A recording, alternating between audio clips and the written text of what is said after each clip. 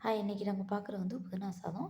Night பூரா இப்போ வீடியோக்கு போவோம். நைட்டு பூரா ஊற வச்ச பட்டாணிய குக்கரில் 1 1/2 செம்பு தண்ணி முட்டோன்னு உப்பு போட்டு ஒரு 5, 6 விசில் எடுத்து வச்சுக்கிருவோம்.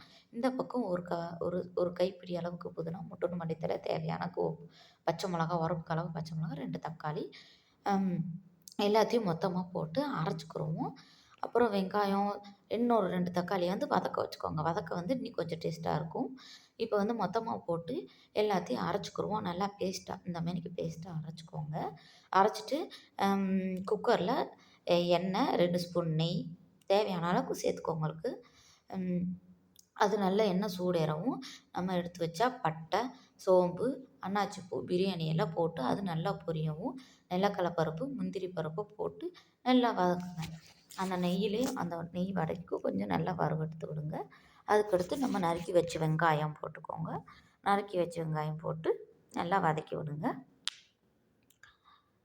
அது கொஞ்சம் நல்லா வதங்குறதுக்கு வதவும், இஞ்சி பேஸ்ட்டு போட்டுக்கோங்க. நம்ம வீட்டில் அரைச்ச இஞ்சி பேஸ்ட்டு. அது நல்லா பச்சை வாடை போகிற அளவுக்கு வதக்கிக்கோங்க. இப்போ நம்ம நறுக்கி வச்ச 2 தக்காளியும் போட்டு அரைச்சி வச்ச